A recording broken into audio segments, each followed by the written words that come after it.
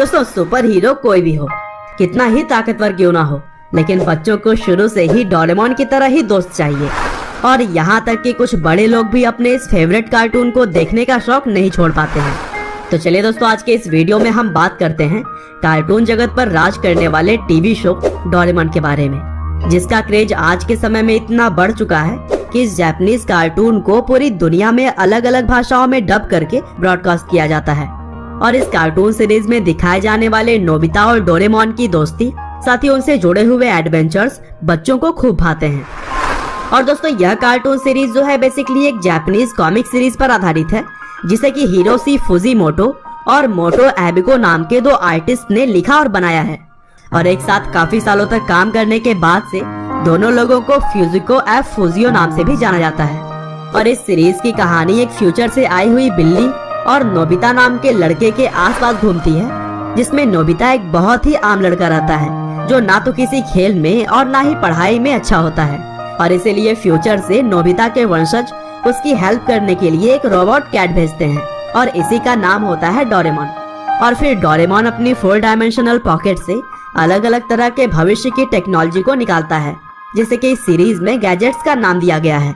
और यह गैजेट्स किसी भी प्रॉब्लम को सॉल्व करने के लिए नोबिता की हेल्प करते हैं। इसके अलावा भी इस सीरीज में कुछ और भी इंटरेस्टिंग किरदार हैं, जैसे कि शिजुका, जो कि नोबिता की सबसे अच्छी दोस्त है, और शिजुका से नोबिता प्यार भी करता है। साथ ही इस कार्टून सीरीज में जियान और सुनियो नाम के किरदार भी हैं, जो कि नोबिता को परेशान करने का काम करते हैं। लेकिन मुसीबत अगर ज्यादा आ जाए तो वे भी नोबिता की हेल्प करने के लिए आ ही जाते हैं। और दोस्तों डोरेमोन की ओरिजिनल कॉमिक सीरीज 15 दिसंबर 1969 से 23 जून 1996 तक पब्लिश की गई, जिसमें कि इसके कुल 1345 कहानियां बनाए गए।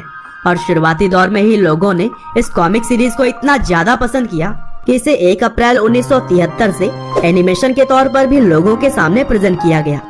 हालांकि अभी तक डोरेमोन के 3 एनिमेशन सीरीज बनाए जा चुके हैं, जिसमें पहला सीरीज 1 अप्रैल 1973 से 30 सितंबर 1973 तक ब्रॉडकास्ट किया गया।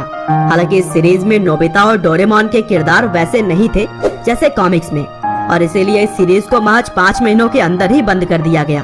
और आज के समय में इस सीरीज के एक भी एपिसोड की कॉपी किसी के पास नहीं है। हालांकि 2 अप्रैल 1979 से जो दूसरी सीरीज आई वह काफी सफल रही, और इस सीरीज को 18 मार्च 2005 तक ब्रॉडकास्ट किया गया। और यहीं से डोरेमोन ने जापान के अलावा भी बहुत सारे देशों में लोकप्रियता पाई। और फिलहाल जो डोरेमोन की सीरीज चल रही है वो है तीसरी, जो कि 15 अप्रैल 2005 से शुरू हुई थी। और इसमें अब तक कुल 530 से भी ज्यादा एपिसोड बनाए जा चुके हैं। और इसी सीरीज को आज के समय में दुनिया के अलग अलग कोनों में प्रसारित किया जाता है। हालांकि भारत में कभी कभी इस सीरीज के साथ में इसके पहले वाले सीरीज को भी दिखाया जाता है।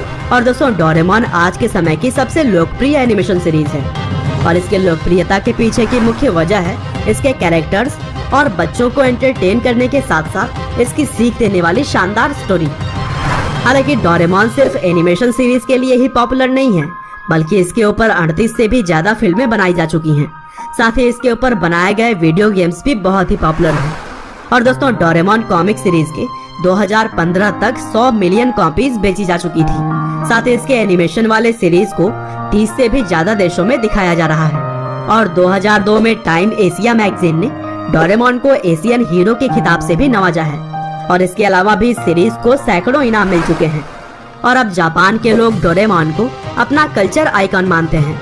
और दोस्तों इस एनिमेशन सीरीज को शुरू हुए कई दशक हो चुके हैं, लेकिन लोगों में इसका प्यार दिन ब दिन बढ़ता ही जा रहा है। उम्मीद करते हैं कि डोरेमोन कार्टून से संबंधित यह जानकारियाँ आपको जरूर पसंद आई होंगी। आपका बहुमूल्य समय देने के लिए बहुत बहुत धन्यवाद।